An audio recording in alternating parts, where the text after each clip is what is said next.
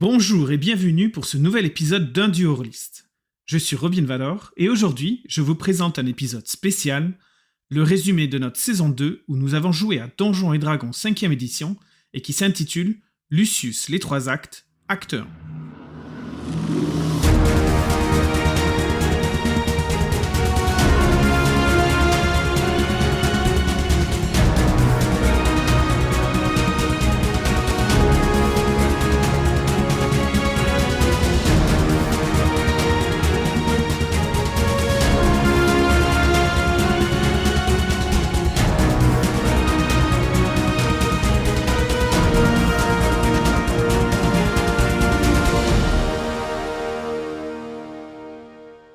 Alors, vous me direz, pourquoi ce résumé ? Parce que nous interrompons temporairement notre saison des Encagés, qui reviendra bientôt, je vous rassure, pour une mini-saison de Donjons et Dragons qui est la suite directe de la saison 2.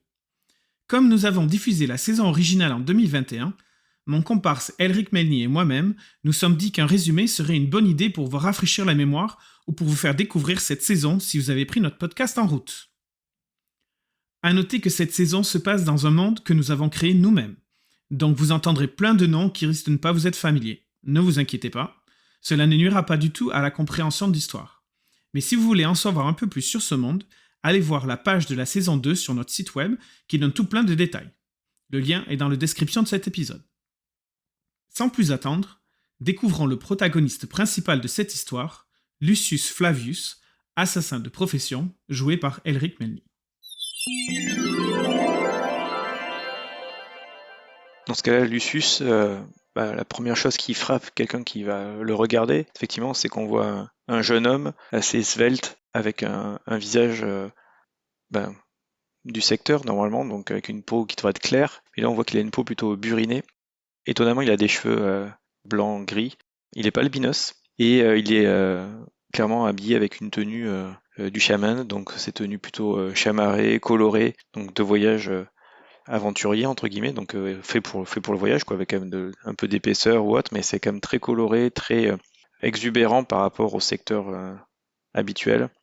Donc c'est typiquement l'ambiance, on va dire, des images des contes des Mille et une nuits. Lucius est convoqué d'urgence par son ami Quintus Aquilus dans les bureaux de la CISQP, la société d'importation qui sert de couverture aux activités moins légales de notre protagoniste. À peine Lucius rentre dans le bureau, il trouve en fait assis sur une chaise assez opulente Quintus Aquilus, donc ton patron, mais aussi ton ami. Et alors que tu arrives, il relève la tête et te fait un large sourire, il fait « Ah Lucius, merci de venir aussi rapidement. Assieds-toi mon ami et sers-toi un verre de vin. » Mon ami, ça fait plaisir de te retrouver, et bien sûr je vais prendre ce verre de vin. Mais tu m'as fait demander bien rapidement, alors comme tu le sais, le voyage était bien long et je suis très, très curieux de ce qui peut être si urgent, mais soit. Lucius, tu repars tout de suite. J'ai une excellente nouvelle. Lucius, as-tu déjà entendu parler de Tiberius Opsius Aesicus ? Quintus, souriant un petit peu en devinant qu'en fait tu sais pas qui c'est, style « Oh la honte », il rajoute... De toute façon, je joue pas à le tromper ou pas, c'est clair, je fais... Mais bien sûr que non. Et qui est-il ? Tiberius Aesicus est une personne importante dans la comté, en fait. On dit même qu'il est à 3 ou 4 échelons du comte lui-même. C'est une figure politique d'une des villes du Nord. Et ce personnage-là nous a confié du travail, mais un travail très spécial. Et tu vois qu'il tape de sa main sur cette espèce de chose qui est couverte par un drapé, qui dit... Lucius, j'ai une mission très importante pour toi. On nous a demandé d'apporter une lettre au comte de Dinam lui-même. Tu te rends compte ? Un message directement pour le comte. Oui, certes. Oui. Plus que valorisant comme mission. Oui. Et comme toute mission valorisante, il y a quand même des contraintes. Il faut absolument... Et des risques. Oh oui, risque... Mais non, je crains rien avec toi. Et je te fais confiance. Mais il faut absolument que la lettre soit remise au comte dans 2 mois. Et donc tu vois qu'il dévoile... il lève le drapé de l'objet qu'il y a sur son bureau et en fait tu te rends compte que cet objet, c'est une sorte de caisse de métal qui doit faire à peu près 50 cm d'arête. Et c'est un objet que tu n'as vu qu'une seule fois auparavant. Et tu sais que Quintus l'appelle le bunk. Pourquoi ? Parce qu'en fait, c'est le moyen de transport le plus sécurisé que la 6QP offre à ses clients de luxe. Pourquoi c'est le moyen de transport le plus sécurisé ? C'est très facile. Déjà, la qualité du métal est exceptionnelle, qui le rend naturellement dur. Mais en plus, ce modèle-là, ce qu'on appelle le bunk, a 6 runes. 6 runes de l'art qui sont gravées dessus. Tu as déjà étudié d'ailleurs, la seule fois où tu as été exposé, où tu as dû transporter un bunk pour un de tes clients, tu as travaillé avec Lily pour identifier quelles étaient ces 6 runes qui étaient apposées sur le bunk. Et en fait, Lily t'a appris qu'il y avait une rune de durabilité et une rune de résistance, ce qui rend en fait cette caisse métallique aussi difficile à percer qu'une porte d'airain qui protégerait un coffre en fait. Donc c'est extrêmement difficile à ouvrir. En plus de ça, il y a 2 runes explosives. Si quelqu'un essaye de l'ouvrir sans utiliser la bonne façon, ça crée une explosion tout autour de la boîte et potentiellement tuer la personne qui essaie de le faire. Et ensuite, il y a deux autres runes qui sont plus utilitaires pour le porteur, pour s'assurer que toi, tu ne perdrais pas le bunk.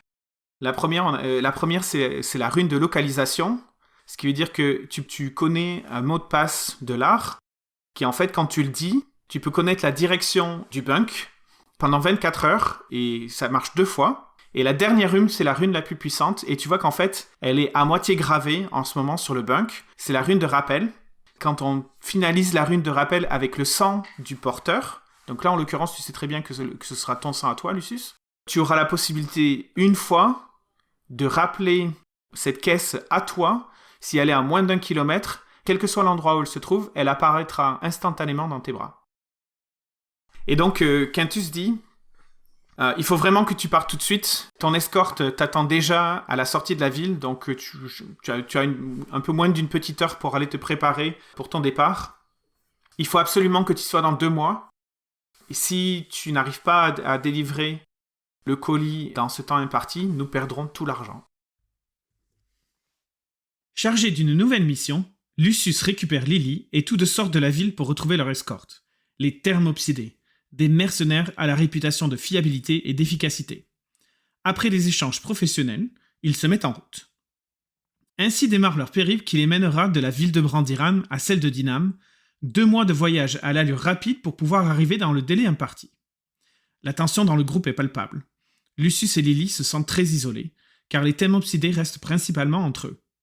Lucius a du mal à briser la glace, mais lors d'une soirée autour du feu, il tisse des liens d'amitié timides avec un des mercenaires, le jeune Thomas. Mais le voyage n'est pas sans événements. Tout d'abord, la compagnie rencontre une congrégation de moines itinérants, étranges et excentriques, qui prient et dansent au milieu de la route. Ils causent bien un embouteillage, qui dure plusieurs heures, mais finalement s'écartent du chemin et la circulation reprend. Ce n'est qu'un contretemps mineur. Le trajet continue sans encombre, jusqu'au moment où la compagnie surprend un voleur la nuit qui tente de leur dérober le bunk. Donc tu es dans la nuit entre le 4e et le 5e jour du 3e cycle. Et tu vas me faire un test de perception. Et je vais te dire ce qui se passe. Tintintin. Ouh, bien, attends. 16, perception, 16, 20, ça fait. 20, oula, tu te réveilles en sursaut, mais complètement alerte, par un bruit immense. En fait, tu te réveilles par un bruit d'explosion. Ah mince. Immense. Il fallait pas besoin de faire 20 pour se réveiller alors. Où c'est que tu gardes le bunk ? Ah ben là, quand on n'est pas sur le cheval et que je suis pas sur le cheval, il est avec moi, dans le sac à côté de moi, donc je dors dessus à côté, je lui ai mis d'autres trucs pour faire un peu d'épaisseur et de moi là, mais il est avec toi. Il est jamais seul. Ouais, donc si c'est lui qui est explosé, je suis à côté. Ah bah donc tu vas me faire un save dextérité avec des avantages alors. 6 plus 7, 13. Ah bah tu vas prendre demi-dégâts alors. Bah oui, ça commence. En fait, ton 6e sens t'a alerté juste avant la détonation, mais d'un réflexe en fait faramineux. Tu as réussi à te rouler sur le côté et par exemple, tu as attrapé ton sac en même temps que tu as roulé et en fait, tu t'es protégé à ton sac et tu n'as essuyé qu'une partie de l'explosion qui va faire des dégâts, bien évidemment. Forcément. Qui va détruire et abîmer des choses. Ça va mettre de mauvaise humeur, ça. 9 points de dégâts d'explosion. En fait, le bunk explose, littéralement. Mhm. Et là, tout le monde se réveille.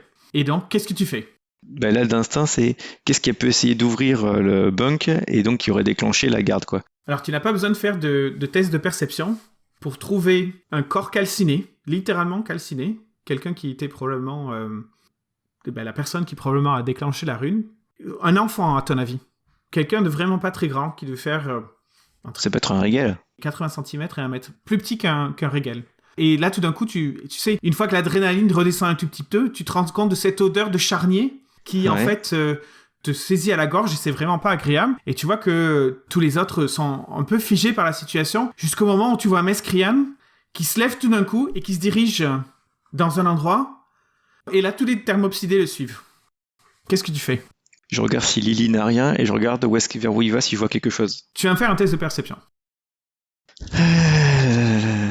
Ouf, c'est bon. 19, j'ai combien? Donc c'est bon, 19 ça suffit. plus- Ok. Et tu vois qu'en fait, Mescrian a posé un genou au sol, et tu vois qu'il y a un autre corps au sol. Et c'est à ce moment-là que tu réalises avec horreur que ce soir-là, c'était le tour de garde de Thomas. Et très rapidement, tu imagines qu'en fait, Il s'est fait tuer. Thomas n'est plus là. La mort de Thomas a jeté un froid dans la troupe. Les thermopsidés se replient encore plus sur eux-mêmes et le moral est vraiment au plus bas. La situation devient un peu plus oppressante lorsqu'un après-midi, la compagnie est survolée plusieurs fois par une immense créature volante, qui finalement atterrit à côté d'eux. Ce qui se passe, c'est que la créature atterrit à peu près une vingtaine de mètres de vous. Vous êtes repoussé par le souffle tellement que la force de ses ailes est impressionnante. Et effectivement, tu reconnais cet aspect peau écailleuse. Ces écailles sont d'une couleur rougeâtre, tu sais, orangé rougeâtre. Et tu vois en fait 4 pattes avec des espèces d'immenses griffes et une gueule avec des yeux reptiliens et des espèces de crocs immenses. C'est parfait ça. La Ah ouais. créature d'horreur par extension, quoi. Et le cavalier qui est sur Mais ce elle est harnachée. truc-là. Et donc en fait, alors D'accord. que la créature se pose de manière quand même relativement gracilement, contrairement à ce que tu aurais pu imaginer, si c'est pas un Ouais. c'est au contraire, ça a l'air souple. L'homme qui en descend en est quand même vraiment imposant. Il doit faire... il n'est pas très grand, il doit faire 1m60, 1m65, donc vraiment pas truc. Par contre, en fait, il est extrêmement large, hyper musculeux en fait, partiellement torse nu. La seule chose qui lui couvre le torse, c'est des espèces de pièces de métal et de cuir qui lui forment une sorte d'armure. Il a des bottes solides avec un pantalon court qui lui arrive jusqu'aux genoux. Clairement, il est armé, mais en fait, il a aucune arme dégainée. Mais tu vois qu'à son côté, il a une sorte d'épée. Mais ce qui est le plus impressionnant, en fait, il porte un masque métallique, mais d'un métal brillant, un peu comme si c'était un masque d'argent. Et le masque reflète la lumière du soleil. Il démonte de sa monture de manière très leste et de manière non belliqueuse. Vous fait un salut et s'approche de vous. Hola, voyageurs! Est-ce que vous auriez un peu d'eau? Ou une gourde, en fait? Bah, j'ai ma gourde qui a survécu, je la prends et... Whoop. Tu la balances? Bah oui, en direction pour lui donner, quoi. Mais en faisant pas de façon méprisante, quoi. Si, voilà. Mais en gros, viens pas trop près non plus, quoi. Ok, tu balances la gourde? Il fait... Non, mais je veux dire, pour que je la garde, hein? Cadeau. Ah, ok. Ah, sympa. Et donc, tu vois qu'il boit. Il boit. Ok. Ça vous fait du bien, ça va? L'air était pas trop sec là-haut? Non, ça va. Ça va. Mais, vous êtes sûr que vous voulez pas que je vous paye? Non, non, entre voyageurs, il faut bien s'entraider de temps en temps. Ok, bah, ok. Vous allez où? Vous allez vers où? Bah, tu vois qu'il s'approche, là. Si tu lui parles, il s'approche de vous, quoi. Oui, bah ouais, là c'est bon, ouais. Est-ce que vos amis vont continuer à me pointer avec leurs armes, ou... Je pense, oui. Ah, mais sympa l'accueil. Bah on s'est déjà fait attaquer il y a pas longtemps, donc c'est pour ça. Et on a perdu nos amis. Oh, j'en suis désolé. Vous êtes fait attaquer? Par qui? Vous cherchez quelqu'un? Oui. Ah, En fait, je Et cherche vous un cherchez groupe qui est censé être sur la Via Traversa, j'arrive pas à les trouver. d'accord, et vous le cherchez pourquoi? Je dois leur remettre un message. Mais comment vous savez le reconnaître, ce groupe, alors? J'ai une description. Un homme et 4 femmes, à cheval, qui se dirigent dans cette direction, donc ils te montrent la direction de Dinam. Ok, bah, on les a pas croisés. Mais, ok, bon, si vous voulez pas que je m'approche, bonne journée alors. Hein. Vous êtes sûr? Je crois que je vais avoir un petit truc à becter. Vous voulez pas un petit truc à bouffer? Non, je vous remercie. Et si nous les croisons, vous voulez qu'on donne un message à ces personnes-là? Peut-être vous retrouver quelque part? Vous allez au relais Non, je vais arriver à les trouver à un moment ou à un autre. Hein. De là-haut, on voit pas mal quand même. Hein. Il remet le masque et il se bat. Ah, tu vois qu'il se retourne? Non, ben... Vous êtes sûr, hein? Ok, bonne journée. Ah, attendez, voilà ce que je vais faire. Je vais laisser la bouffe, là, par terre. Au pire, ça nourrira les écureuils, mais sinon, si vous êtes intéressé, servez-vous. C'est la moindre des choses, quand même donner la gourde, quoi. Et puis tu vois qu'il remonte. Effectivement, il a l'air de poser quelque chose par terre. Et puis, tu vois, tout d'un coup, le Koranig commence à battre des ailes. Ouh, c'est à nouveau une espèce de grosse souffle qui vous recule. Et puis, il s'envole. Ok. Et il repart. Cette rencontre avec le cavalier ailé habillé en tenue traditionnelle de gladiateur a laissé Lucius bien perplexe. Mais ce n'est pas le temps de se poser des questions. Chaque minute qui passe les éloigne de leur but. La troupe reprend alors la route, mais n'est pas au bout de ses surprises. Quelques jours plus tard, il découvre non loin du chemin principal un charnier, celui d'une troupe portant l'étendard d'une guilde appelée les Courriers du Sud. Le spectacle est ragoûtant et crée un énorme sentiment de malaise et même un peu de peur au sein de la compagnie. Mais finalement, au bout d'un mois acharné de voyage, Lucius et sa troupe arrivent à leur première étape, une auberge à la frontière du comté de Brandiran et de celui de Dinam appelée le dernier rempart avant la civilisation. Enfin, pour la première fois en plusieurs semaines, ils vont pouvoir avoir un toit sur la tête, dormir dans un lit douillet et manger autre chose que des rations de voyage. Afin de cacher son identité et de profiter d'une réduction sur les chevaux de rechange, Lucius se fait passer pour un employé des Courriers du Sud grâce à un parchemin trouvé dans le charnier plus tôt. Le soir tombe et Lucius et Lily profitent d'un repas copieux et délicieux dans la salle principale de l'auberge qui est bondée de gens, de musique et de rire. Quand Lucius est intercepté par 5 individus mystérieux. Tu vois qu'il y a un groupe de personnes qui s'approchent ostensiblement de ta table. Ils se cachent vraiment pas, au contraire, ils se faufilent à travers les tables. Pardon, laissez-nous, s'il vous plaît. La personne qui dirige ce groupe a l'air d'être la période la plus imposante, donc celle qui, en fait, se fraye le chemin parmi la foule. Et tu vois que c'est un coraux aussi. Un coraux dont les écailles ont la couleur bronze, une couleur bronze. Et tu vois qu'il y a un groupe donc, de 5 personnes qui s'approchent de vous, et puis à un moment, donc ils ont des chopes dans la main. Qui s'approchent de moi, je suis tout seul. Qui s'approchent de toi tout seul à ta table. On peut s'asseoir avec vous? Allez-y, la table est disponible. Passez une très bonne soirée. Ah mais attendez, on vous a amené une chope. Tu vois que le coron, en fait, pose une deuxième chope sur la table, et donc là, ils s'assoient tous autour de toi, d'une manière pas du tout agressive. Et donc, tu peux détailler ces 5 personnes qui sont autour de toi. Donc, effectivement, donc le coraux, dont les écailles de couleur bronze, donc avec la lumière du feu et les lumières des torches, ça donne une espèce de couleur dorée qui est quand même assez impressionnant. Vraiment très large. Vraiment très large. Impressionnamment large. Mm-hmm. Juste derrière, il y a un homme avec un style un peu particulier, habillé relativement sombre et tu sais, la mèche de cheveux qui cache la moitié du visage. À la très manga quand même, qui est assis à côté. Tu vois une scène qui est habillée avec une robe bleue de voyage, très pratique, mais quand même qui est relativement de bonne qualité. Tu vois une Camille en l'occurrence, et qui arbore en fait elle a une sorte de pendentif autour du cou, et elle arbore en fait le symbole de Kandrin. Et à la fin, un peu qui traîne derrière, tu vois un pyrite. Alors une pyrite en l'occurrence. Tout ce qui est de plus classique, avec des braies courtes et un beau t-shirt rouge, tu sais, rouge bien pétant en fait. Et donc voilà, ces 5 personnes-là donc, s'assoient à ta table, et donc tu vois que le coraux tient une chope qui te tend, et dit « On aimerait un peu vous parler quand même. Hein. Puisque vous êtes si accueillant et si charmant, bien sûr, avec grand plaisir. Par contre, je vais pas à ce soir, je suis un peu fatigué, j'aimerais me reposer et on pourra continuer largement la discussion demain, donc je veux bien rester un petit peu avec vous. Vous êtes si sympathique, j'ai avec un beau sourire et on continuera demain si vous le souhaitez. Tu vois que là, c'est l'homme qui répond. Non, demain, on sera déjà parti.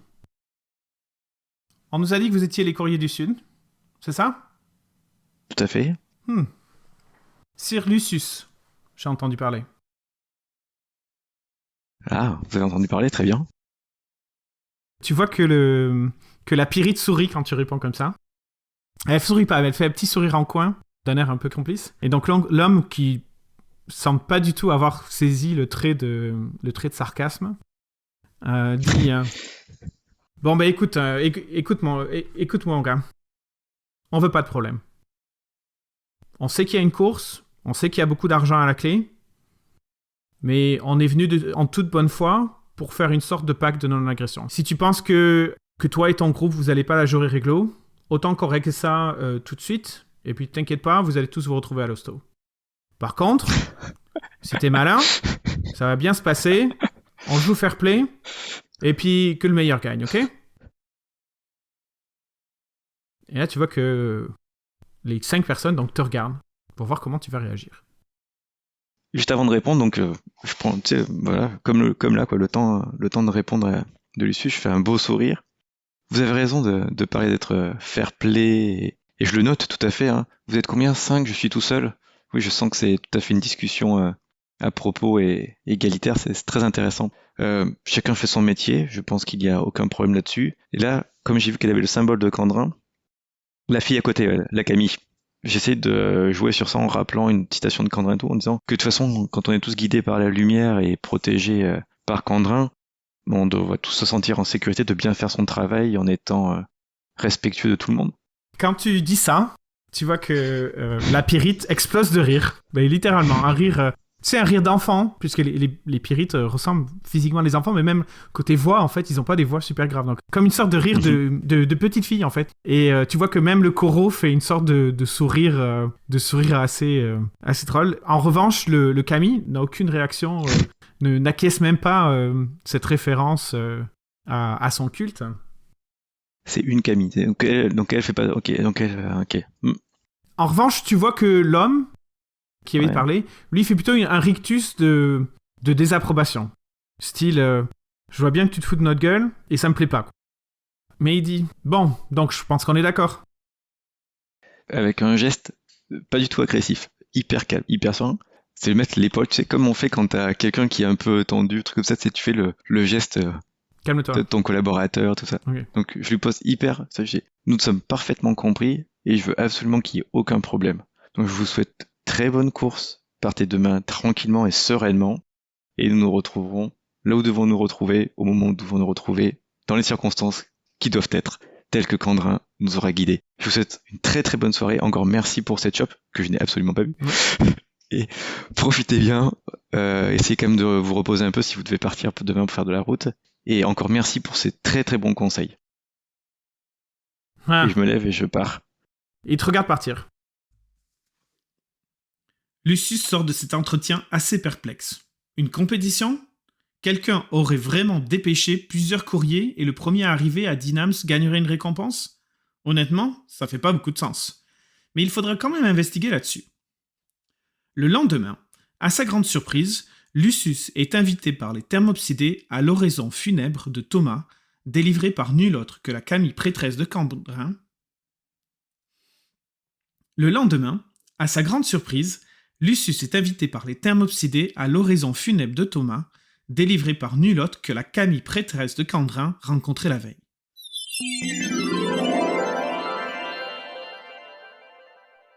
Tu es intercepté par Mesquirian qui descend et qui fait Messire Lucius, je sais que ça fait pas très longtemps qu'on se connaît, mais nous avons réussi à trouver un prêtre et nous allons faire une petite oraison funèbre pour Thomas. C'est maintenant, là. Est-ce que vous voudriez nous suivre? Vous ne vous sentez pas obligé, bien sûr, hein, mais si non, vous bien avez sûr. envie de vous recueillir... Très bien. On y va. Donc vous vous dirigez... Et je récupère Lily aussi, hein. Elle vient. Bah, Lily est descendue avec toi pour le petit déjeuner. Ouais, je suis là. En passant, elle a attrapé un bout de pain et qu'elle commence à mâcher son bout de pain parce qu'elle a faim. Et donc, en fait, vous allez dans une espèce de petite salle arrière. Et à ta grande surprise, tu vois dans la salle, donc tu vois les 3 autres thermopsidés. Et tu vois la Camille de Candrin qui est là, en fait. Et tu vois qu'il y a des bougies qui ont été allumées. Et donc, tu vois que tout le monde s'assoit et se met sur des bancs. Et tu vois qu'elle commence à faire une sorte de prière. De prière pour l'âme de Thomas. L'âme de Thomas qui était une flamme vivante. Un jeune homme plein de vie et plein d'énergie qui a donné la majorité de la vie pour son pays en tant que soldat et qui, après la cessation de l'armée, a continué à vouer sa vie, à défendre les autres et à aider. Donc en fait, elle fait une très jolie oraison funéraire et c'est une très belle cérémonie. Tu vois que clairement, les thermopsidés sont émotionnellement très très chargés. Tu vois même que le Camille des thermopsidés pleure. Probablement un de ceux qui avait le plus de relations avec Thomas ou qui est peut-être plus émotif. Donc elle fait une cérémonie, mais magnifique, mais très courte. Tu vois, ça va durer une dizaine de minutes. La prêtresse de Candrin fait ce qu'il y a à faire, etc., etc. Et puis une fois qu'elle a fini, elle s'en va. Donc les thermopsidés ont décidé donc tu vois qu'en fait il y a de la bouffe qui est apportée dans la pièce. Comme s'il faisait une sorte de repas post-funéraire. Mescréam te dit qu'en fait c'est une tradition qu'il a développée quand ils étaient à l'armée, que même si l'armée n'avait pas forcément beaucoup de bouffe aux endroits où ils étaient, à chaque mort de soldat, ils faisaient tout le temps quelque chose, une sorte de célébration, et donc là ils ont de la chance, ils sont dans une auberge où il y a de la bouffe. Donc il a fait amener de la bouffe.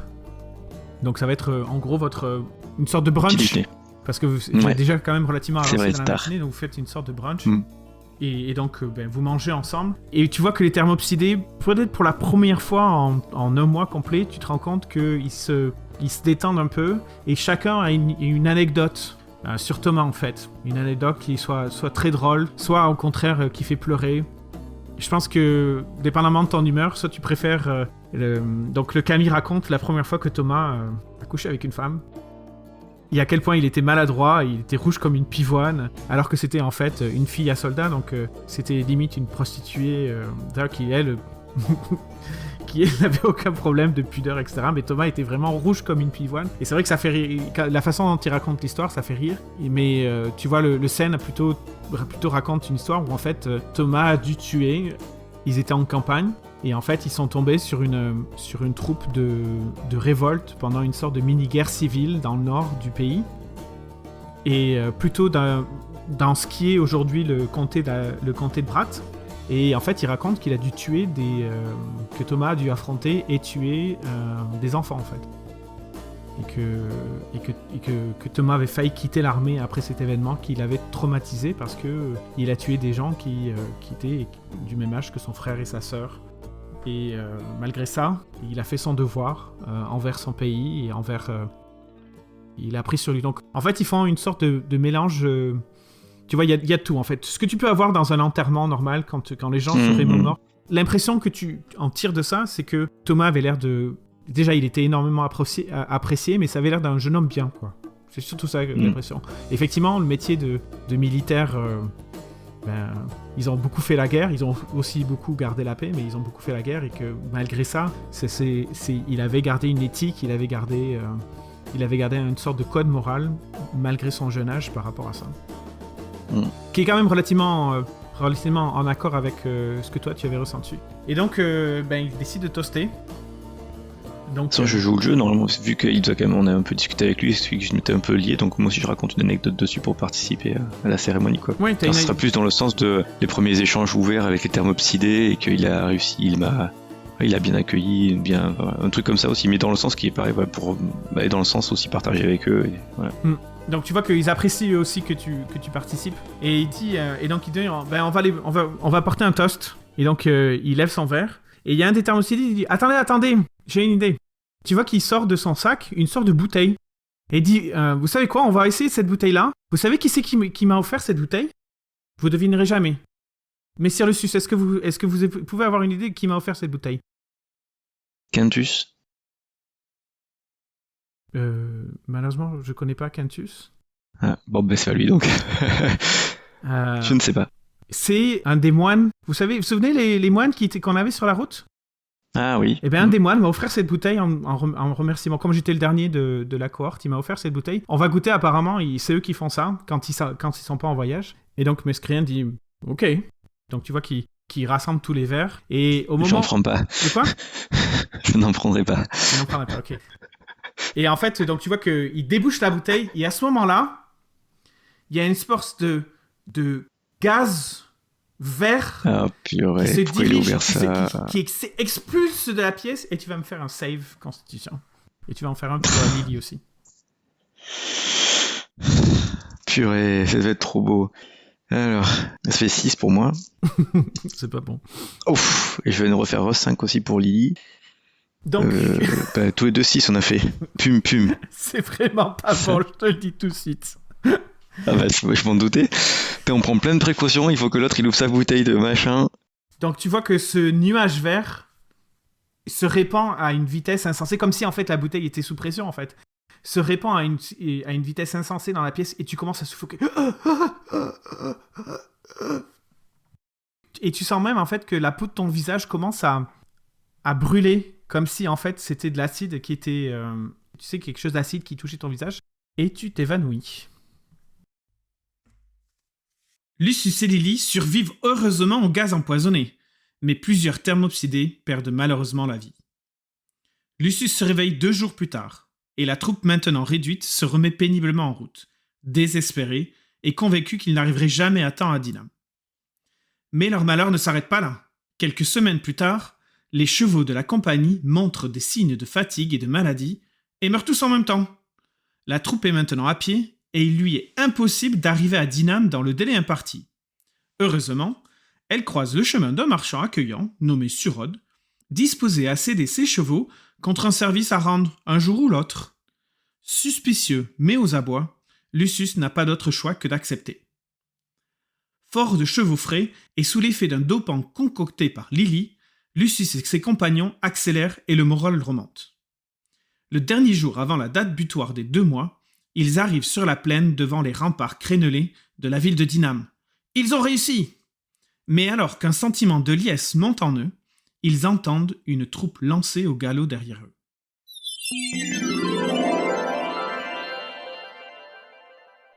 Alors que vous êtes sur la route, Lucius entend du bruit de derrière, qui vient de derrière.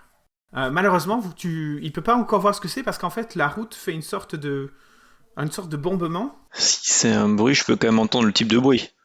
C'est un bruit de cavalcade. C'est un bruit de chevaux lancés à toute bride et alors que vous avancez toujours, hein, Lucius voit une sorte d'espèce d'épais nuage de poussière qui se lève. Et même au loin, vous entendez « Bougez-vous! Bougez-vous !» Donc comment réagissez-vous? Est-ce qu'on reconnaît la voix du groupe des gars sympas là? Alors tu reconnais pas particulièrement la voix, mais en fait quand ils sont assez proches, et que qu'ils dépassent ce haut de cette mini-colline que vous venez juste de traverser, tu vois qu'effectivement c'est eux. Ils sont au triple galop, quoi. Et ils ont l'air Bougez-vous! Bougez-vous! Tu penses qu'on peut tenir leur rythme et arriver avant eux, ou c'est trop dangereux et... Alors, vous pouvez partir au galop vous aussi, sans aucun problème, et est-ce que vous pouvez essayer de les garder à distance? Ils sont à cheval, vous êtes à cheval, c'est gérable. Par contre, c'est pas un rythme qui est soutenable, quoi. Vos chevaux vont pas tenir au triple galop. D'ailleurs, c'est assez bizarre. Tu te dis, soit ils ont quelque chose de... soit il y a quelque chose qui s'arrive, parce que c'est pas un rythme de croisière, quoi. D'accord. Mais là, ils arrivent vers vous, là. Ils sont... on part au galop comme eux, on avance, hein, on essaie de maintenir l'avance. Ok, donc vous partez comme ça, sur s'il y a un truc parce que s'il y a un truc qui des chevaux, des sabots, sur les chapeaux de sabots. Mais vous voyez que malgré ça, les chevaux commencent à gagner. Et en fait, tu es inquiet sur le fait que en fait, ces chevaux vous gagnent. Et effectivement, tu reconnais que c'est bien ce groupe-là. Et ils ont l'air de vous reconnaître ici. Mais barrez-vous, bordel, barrez-vous! Mais en fait, le problème, c'est que tout d'un coup, tu vois le soleil se cacher. Et tu te dis, tiens, une éclipse. Et alors que tu es au galop et que tu lèves la tête quand même, parce qu'il faut aller voir... il y a le coranique. Tu vois le coranique, en fait, qui fait obstruction entre le soleil et vous, en fait. Et quelques secondes à peine, vous voyez que le coranique change de course et commence à piquer en votre direction, puisque vous êtes carrément les uns derrière les autres, quoi. Hein. Et au lieu d'arriver sur vous, en fait, fait une sorte de descente, arrive à peu près à une vingtaine de mètres au-dessus de vous, et tu vois cette espèce de tête immense, tu sais, avec des grosses écailles, qui fait un souffle. Bouche, et tu vois une espèce de jet de feu, une sorte de cône de feu qui s'abat sur vous, et tu vas me faire un save dextérité, et je te donne l'avantage parce que tu m'as dit que tu étais préparé. 9 plus 7, 16. Alors donc tu prends 1 point de dégâts. Donc je vais te décrire la scène. La scène, c'est que c'est une espèce de créature volante immense, au moment où elle est le plus bas par rapport à sa trajectoire et sur vous, ouvre son espèce d'énorme gueule cailleuse avec des yeux rougeoyants, et en fait c'est l'espèce de longue langue de feu qui s'abat sur vous, et en fait ça vous couvre tous en fait. Donc le groupe qui était derrière vous, et vous, et même toi qui étais sur le devant, sauf que toi tu as eu le réflexe de sauter ton cheval et tu te dis ok bon, et tu fais une sorte de roulade pour arriver à te récupérer. Malheureusement Lily qui est derrière toi, elle n'a pas la même chance.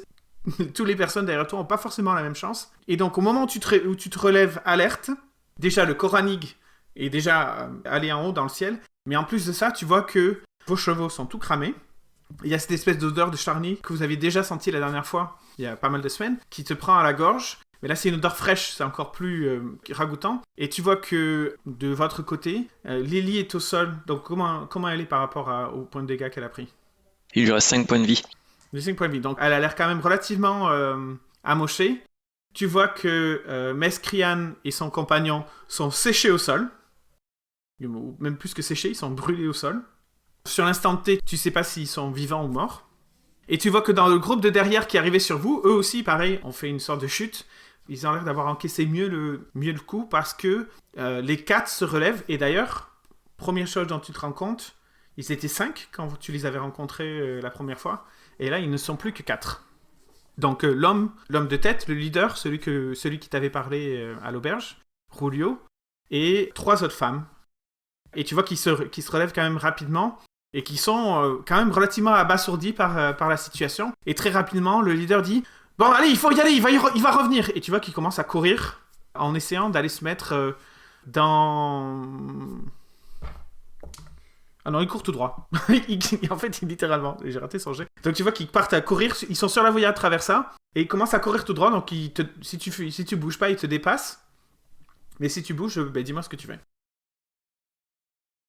Je vais m'occuper de Lily pour la récupérer et partir de là parce que soit il va revenir avec son Koranig, soit il va continuer son truc, donc il faut qu'on y aille nous aussi, quoi. Donc tu fonces sur Lily et tu la mets sur ton épaule. Alors le bunk plus Lily, ça commence à faire un peu lourd quand même. Hein. Et à ce moment-là, tu entends donc le groupe qui vient juste de te dépasser qui dit « Merde, il revient !» Et tu te retournes et tu vois qu'en fait le Koranig s'est posé pas loin de vous. Il doit être à peu près à une trentaine de mètres devant vous. Et sans aucun empressement, tu vois que le cavalier du Koranig descend de sa monture et qui sort ses 2 armes. Il se tire un peu. « Allez, on y va et on va finir maintenant !» Et il s'approche de vous avec son Koranig à côté de lui. Initiative. Il s'ensuit alors un combat titanesque entre la créature volante, son cavalier le gladiateur, Lucius, Lily et les Myrgos de fer dirigés par Rulio. Lily s'approche dangereusement des portes de la mort 3 fois et la majorité de la troupe de Rulio est défaite. Le combat se finit en duel entre Lucius et le gladiateur et ce dernier l'emporte, laissant Lucius pour mort.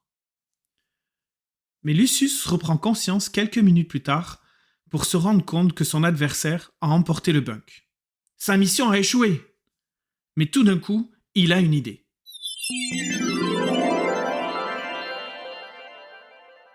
Quelqu'un te secoue, tu te réveilles, c'est la scène dont tu ne connais toujours pas le prénom, mais qui s'appelle Saria en fait. Donc tu vois que c'est Saria qui en fait te secoue pour te réveiller et qui dit « Réveillez-vous ! Bon, il faut se bouger là !» Tout à fait d'accord avec toi. Oui, Lily. Je cours vers Lily si je suis en minimum, je rampe ce qu'il faut pour aller la trouver. Tu rampes ou tu te traînes jusqu'à Lily et tu vois en fait qu'elle est entièrement brûlée. Son visage est partiellement défiguré et tout un côté de sa peau est entièrement brûlé. Mais elle n'est pas morte. Elle a survécu. Comme quoi, le clan Knuckle, ça a la peau dure. Saria est la seule qui est debout et elle tient à peine debout. Est-ce qu'on peut faire des repos courts pour utiliser nos dés de vie pour gagner des points de vie? Alors, le repos court, c'est 1 heure, donc c'est quand même beaucoup de temps. 1 heure, c'est beaucoup de temps. On sait même pas combien de temps on est resté inconscient. Bah, tu peux demander à Saria, par exemple. Saria, ça fait combien de temps qu'on est inconscient? Tu vois qu'elle te dit que quand elle s'est réveillée, le gladiateur s'envolait à peine, et ça doit faire 5 minutes, et que tu penses qu'il est parti avec le bunk. Donc je peux utiliser en 5 minutes. Ouais, mais t'as dit que la dernière fois, le coranique, il volait super vite. Bon, je peux quand même tenter à défaut de le faire revenir, mais ça marche pas. Et après, j'ai toujours la rune qui permet pendant 24 heures de savoir où il est, quoi. Tout à fait. Je vais commencer par appeler la rune qui permet de le faire revenir. Tu vas me faire un test d'arcana. Vas-y, arcana. Allez, on y croit. On y croit. 8. 8. Tu te concentres, ça te prend quand même un peu de temps, mais tu te souviens exactement comment ça marche, et tu ressens une énergie craquelante autour de tes mains, et tout d'un coup, pouf, le bunk apparaît, et t'es tellement surpris en fait que tu sais que le bunk est très lourd, tu te croules en fait à la renverse parce que le bunk, et tu as le bunk dans la main.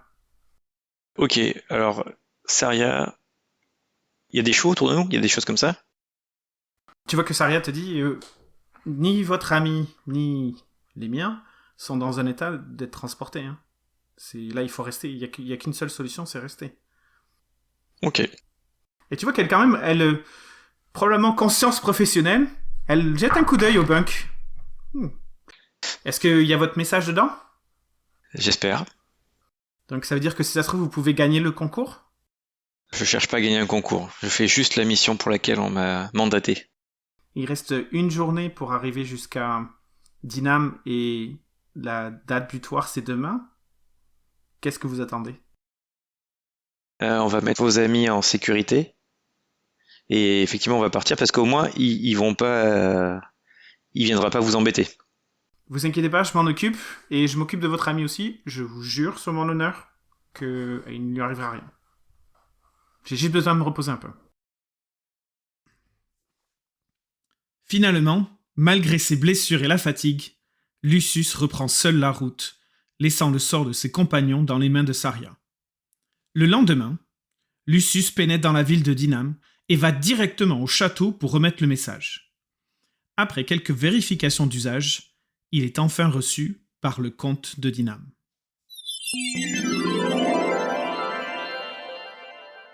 Quelques heures plus tard, une femme vient te chercher et te fait entrer dans le bureau immense, mais chichement décoré, ce qui fait quand même un énorme contraste avec le reste du lieu. 5 gardes sont présents, armure et lance, des guerriers aguerris dont le regard à Lucius lui fait comprendre qu'il y a intérêt à se tenir correctement. Mais le plus important se trouve au centre de la pièce. Assis à un bureau débordant de parchemins, un homme lève la tête. Il n'est clairement pas dans sa prime jeunesse, ses cheveux en catogan ayant pris une teinte argentée, mais ses yeux bruns sont vifs et perçants. Il sourit à Lucius. « Venez donc, messager. Apparemment, vous avez fait longue route. Vous avez quelque chose pour moi, là? Amenez-vous. » Enchanté, messire le comte, avec une petite révérence. Oui, quelque chose de très précieux pour vous, qui a coûté la vie à de nombreuses personnes. Tu veux qu'il acquiesce avec un geste de tête? Je lui pose délicatement sur le bunk. Donc tu vois qu'il fait un peu de place entre les piles de parchemins. Ben, je fais ce qu'il faut pour que le bunk s'ouvre. À la prononciation du mot magique, le bunk s'ouvre dans un clac métallique. Tout le monde se penche pour voir ce qu'il y a dedans, y compris les gardes soudainement curieux. La boîte métallique si sécurisée contient un étui en parchemin en ivoire, finement ciselé, mais sans inscription ou signification spécifique. Le comte s'en saisit et en retire le bouchon, faisant glisser le parchemin qu'il contient dans sa main. Alors que le comte déroule le parchemin, Lucius est soudainement pris d'un malaise, lui oppressant la poitrine et le cœur. Il manque d'air et perd instantanément connaissance. Alors qu'il reprend conscience, plusieurs vives douleurs l'assaillent. Il est plaqué au sol par 2 gardes, le genou de l'un appuyant sur sa colonne vertébrale et déclenchant des décharges de douleur. Ses bras sont attachés dans son dos et ses pieds sont liés. Les gardes crient à tout va, et alors que tu relèves la tête, il y a un grand choc. Ta dague personnelle que tu cachais sous tes habits, est enfoncée jusqu'à la garde dans la poitrine du comte, qui est avachi sur son siège, baignant dans son propre sang. Lucius vient d'assassiner le comte de Dinam. Et c'est ainsi que se termine l'aventure de Lucius, dans le palace, la dague dans le cœur du comte de Dinam. Cet assassinat d'une des figures politiques les plus importantes du pays aura des répercussions majeures dans le pays. Mais ceci est une autre histoire. Voilà, j'espère que ce résumé vous a plu. Nous publierons dans 2 semaines le premier épisode de la mini-saison où vous retrouverez Lucius exactement au moment où cette histoire s'est achevée. Que va-t-il lui arriver ? On a hâte de vous raconter la suite. En attendant, suivez-nous sur les réseaux sociaux, sur notre site web undurollist.net et abonnez-vous à notre chaîne YouTube. Undurollist a pour mission de montrer à tout le monde que l'on peut faire du jeu de rôle en duo avec un MJ et un PJ, quel que soit le système et le setting, sans aucune difficulté. Alors n'hésitez pas à vous lancer à jouer en duo de votre côté. Allez, à plus.